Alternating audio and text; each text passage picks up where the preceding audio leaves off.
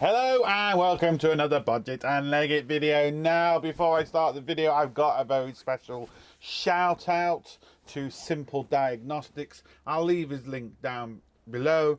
We need to get him to 1,000 subscribers. He's from the UK. All he does is diag, or as he says, wires and squiggly lines. Fantastic content, fantastic channel and fantastic guy.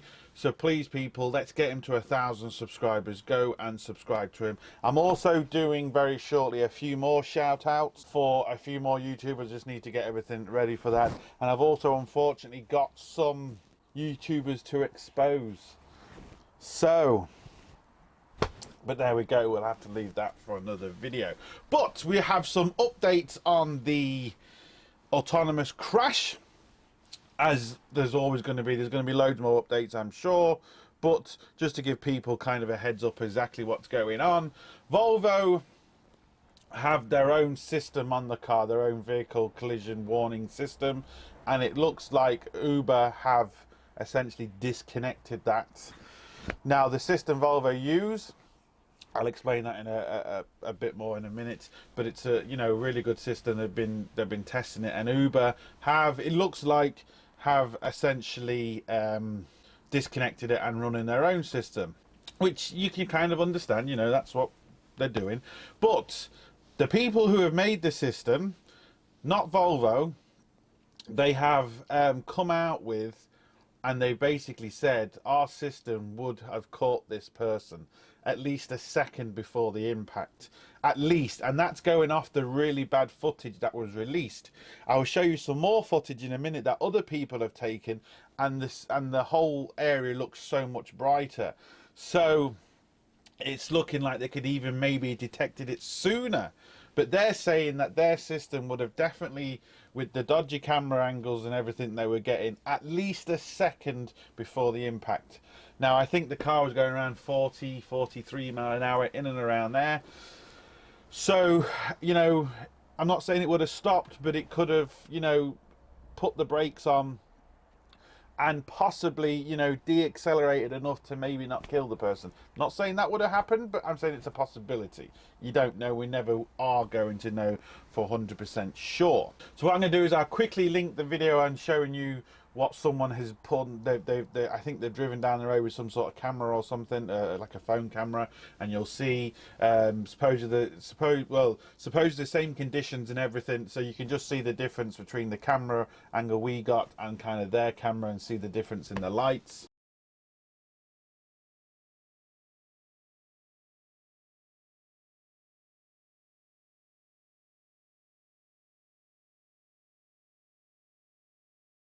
Now, there's loads of videos out there on this system. The one they're actually using, an IQ3, that's the one that's on this particular Volvo, and they've been obviously doing it for a long time, making it better and doing all that sort of stuff. There's loads of videos on there of it detecting, loads of multiple people, multiple vehicles, multiple everything, essentially. And it also can detect 2.5 trillion operations per second. It can detect lanes, obviously, on the road. It can detect road markings like arrows and absolutely everything.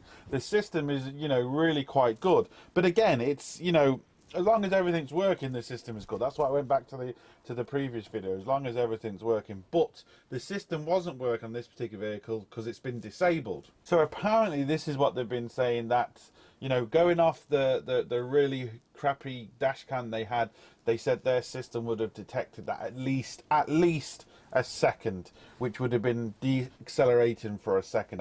Like I said, I'm not saying that it would have missed the person, but it could have scrubbed off enough speed to possibly, maybe not have killed the person. But we'll never know.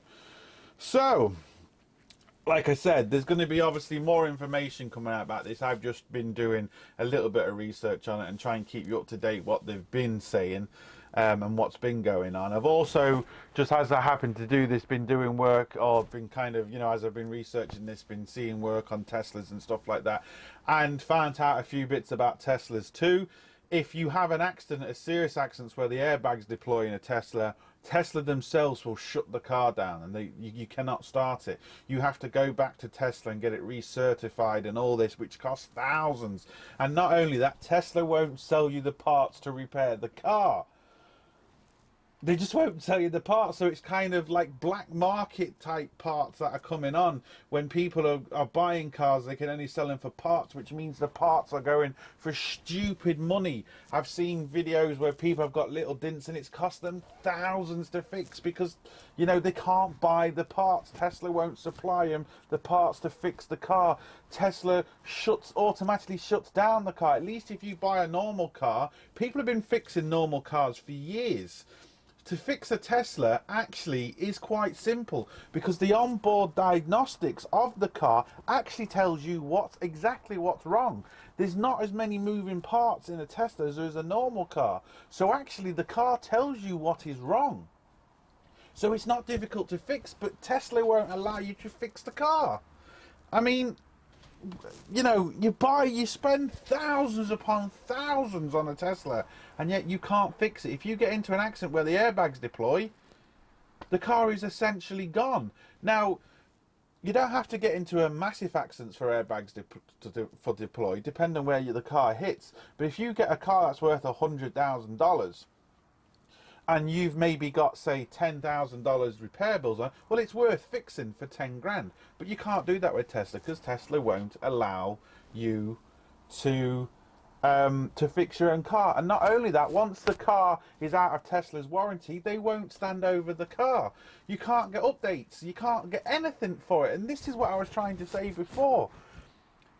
When you buy these cars, they should, you know, yes, when everyone has these cars, I'm not saying everything won't be better, granted, but you're going to have to be able to fix the car and get the car warranted or get the updates and not having to spend thousands of pounds on updates.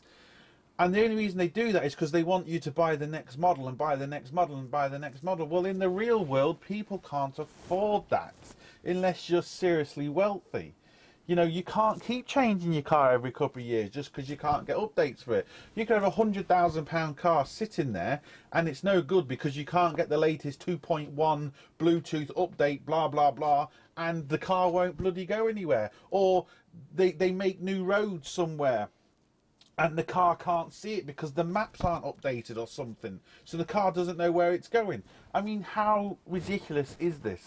They're going to have to sort this out properly, where, you know, because otherwise what's going to happen is all these autonomous cars and Teslas and all this, when they really start get going, which, like I said, is a long way away, there's going to be kind of a black market on these where people are essentially meeting you around the back of an old video store and giving you a USB stick because it's got the latest downloads for your car, and you know, it's all hush hush and all that sort of stuff.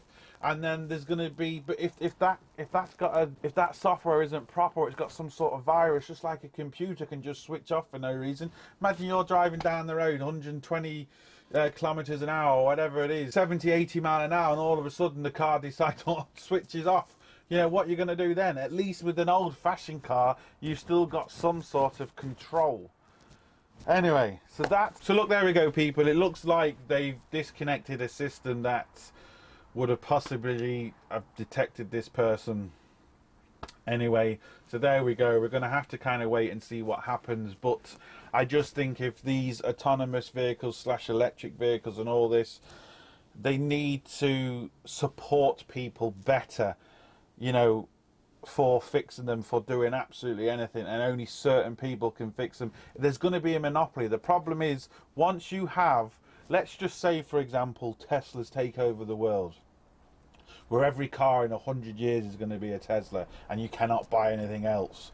I know that's not going to happen, but let's just say, and there's only a certain amount of people that can fix them. Can you imagine the prices that's going to actually make any parts or repairs?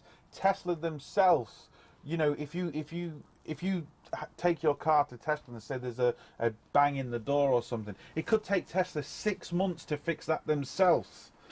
It's ridiculous. You can't, there's no point spending all that money on a car, and then if something slightly happens to it, you have to wait 6 months for it to be fixed. It's ridiculous. They're going to have to sort it out properly.